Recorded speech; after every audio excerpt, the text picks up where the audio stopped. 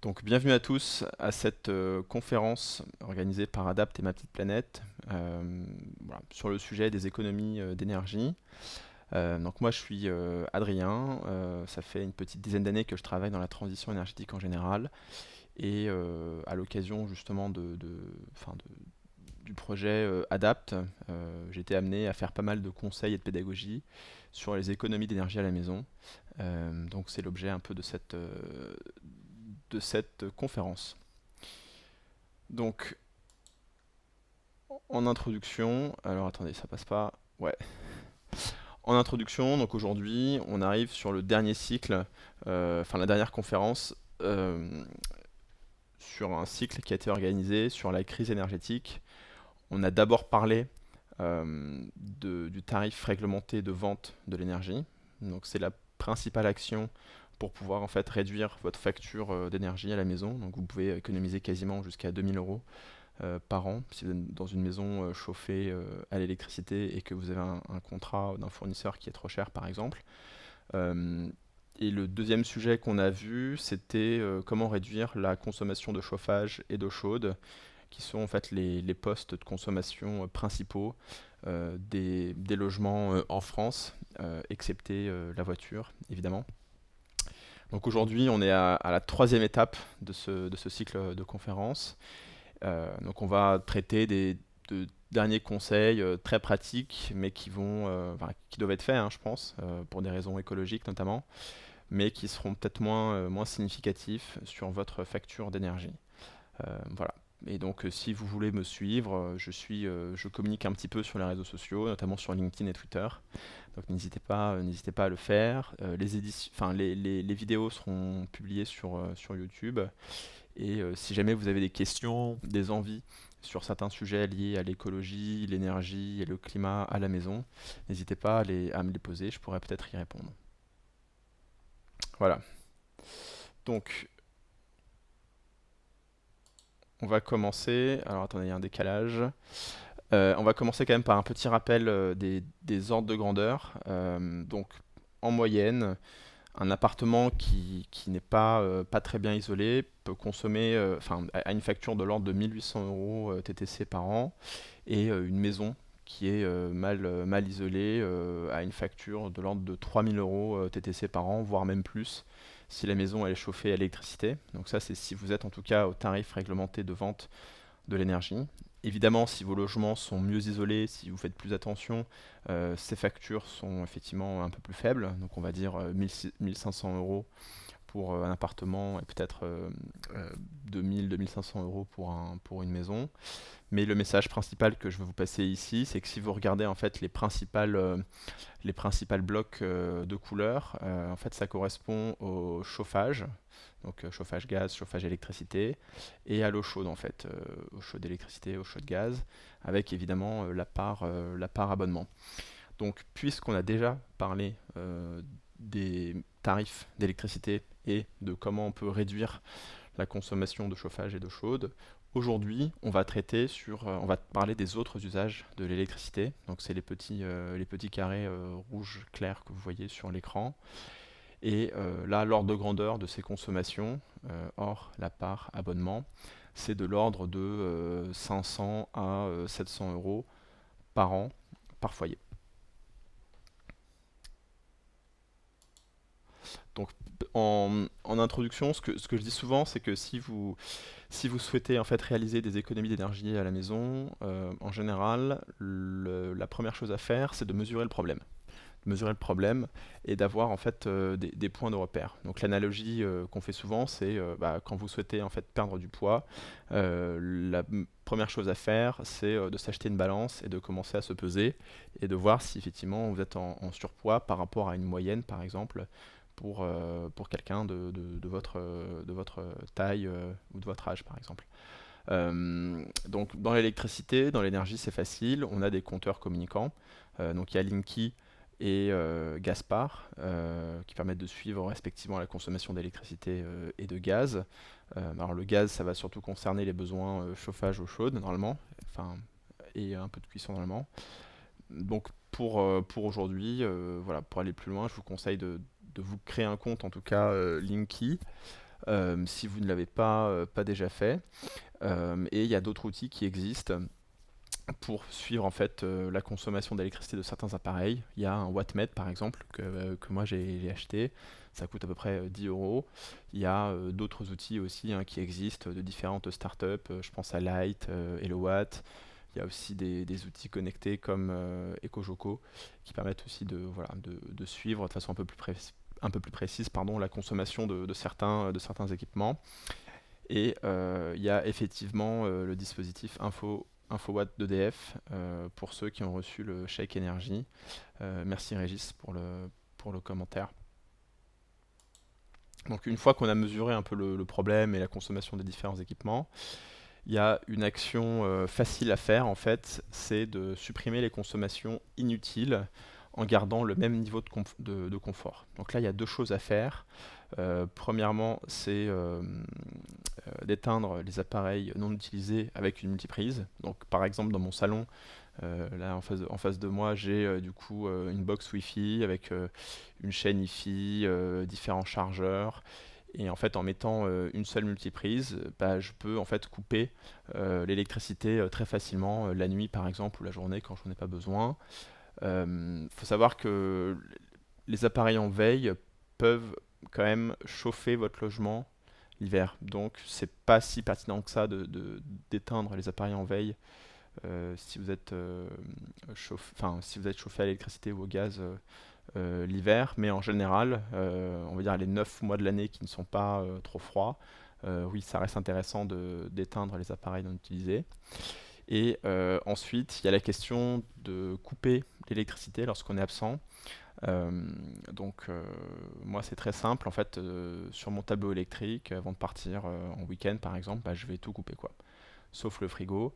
Et évidemment, si vous avez, je sais pas moi, une porte de garage, une alarme, voilà, vous regardez sur votre tableau électrique qu'est-ce que vous ne devez pas couper, et puis vous pouvez couper tout le reste. Ça a une vertu en fait, c'est que ça va vous permettre d'un peu plus explorer comment fonctionne l'électricité chez vous. Et pour vous donner un ordre de grandeur, bah, une multiprise, ça coûte, allez, on va dire maximum 10 euros. Le potentiel de gain que vous pouvez faire par an, c'est entre 42 et 75 euros au tarif réglementé de vente. Voilà, avec les différentes hypothèses d'appareils en veille que vous pouvez en fait couper par an. Voilà, première action très simple. Ensuite, quelques conseils supplémentaires. Alors merci hein, pour le concurrent d'EcoJoco, Régis. Quelques conseils complémentaires. Alors hors chauffage et eau chaude. Quand on supprime le chauffage et l'eau chaude, effectivement, il ne reste plus grand-chose, mais il y a encore quelques choses qui peuvent être économisées. Le frigo, en fait, consomme quasiment 400 kWh par an, donc c'est très très loin d'être négligeable. Donc le frigo, vous pouvez en fait le dégivrer régulièrement, ça permettra d'optimiser en tout cas son fonctionnement. Il faut aussi s'assurer qu'il soit au bon endroit en fait. Comme ça, c'est un système de ventilation qui permet de refroidir le frigo. Il faut que cette grille de ventilation, bah, il y ait bien de l'espace et qu'il ne soit pas en fait dans un endroit trop chaud. Euh, Ça permettra du coup ça permettra d'éviter que le frigo consomme trop d'électricité. Ensuite, il y a la question ce qu'on appelle les appareils blancs, donc l'électroménager classique, hein, le lave-linge, le lave-vaisselle. Donc là, je pense que ça, vous le savez, mais effectivement, il faut privilégier les programmes éco, qui en général sont parfois un peu plus longs, mais permettent d'économiser beaucoup moins d'énergie et permettent aussi parfois d'économiser un petit peu d'eau potable, qui est aussi un autre aspect, un autre aspect environnemental. Ensuite, il y a le conseil classique, hein, répété par le gouvernement notamment récemment, c'est la lumière. Donc normalement, la lumière, si vous êtes déjà au LED, la lumière ne devrait plus représenter un poste très important de consommation chez vous. Donc si vous n'êtes pas encore passé au LED, passez au LED, évidemment. Et voilà, ça ne nous empêche pas d'éteindre la lumière lorsque vous quittez une pièce. Voilà, ça paraît évident, mais il y a encore quelques petits kilowattheures qui peuvent être économisés comme ça. Dernier point, c'est la cuisson passive. Donc ça, c'est un peu la dernière mode. Ça permet quand même d'économiser euh, un peu d'énergie lorsqu'on cuit, par exemple, des pâtes, quoi. Euh, donc, typiquement, vous attendez que ça commence à bouillir, vous chauffez pendant, par exemple, 2 minutes, effectivement couvert, et puis ensuite vous coupez le chauffage, et en fait, avec l'inertie thermique, bah, les 8 minutes qui restent, l'eau va continuer de chauffer pour cuire les pâtes. Euh, je sais que Barilla, qui est une célèbre marque de pâtes, a communiqué sur un chiffre très ambitieux là-dessus. Je ne l'ai pas vérifié, donc j'ai fait le choix de ne pas le reprendre. Mais il y a voilà, quelques conseils qui peuvent fonctionner là-dessus. Il y a aussi la question de mutualiser en fait l'utilisation du four. Donc, si vous avez un four chez vous et que vous devez cuire quelque chose, bah, c'est plus économe de, de cuire plusieurs choses en même temps. Voilà. Ensuite, dernier point sur l'efficacité énergétique des nouveaux appareils. Donc évidemment, si vous pouvez remplacer votre moyen de chauffage ou de chaude par un moyen plus économe, c'est très très important parce que ça représente l'essentiel de votre consommation. Ne négligez pas le frigo. Voilà, le froid alimentaire, c'est jusqu'à 400 kWh par an. Et voilà, pour les autres électroménagers, il y a pas mal de conseils en fait des différents magazines, 60 millions de consommateurs, UFC Que Choisir que moi je recommande. Pourquoi? Parce qu'ils font des tests en conditions réelles. Donc pour éviter des scandales comme le Dieselgate dans le monde automobile, le mieux c'est de regarder ces tests qui sont faits par des professionnels dans des laboratoires, dans des conditions réelles.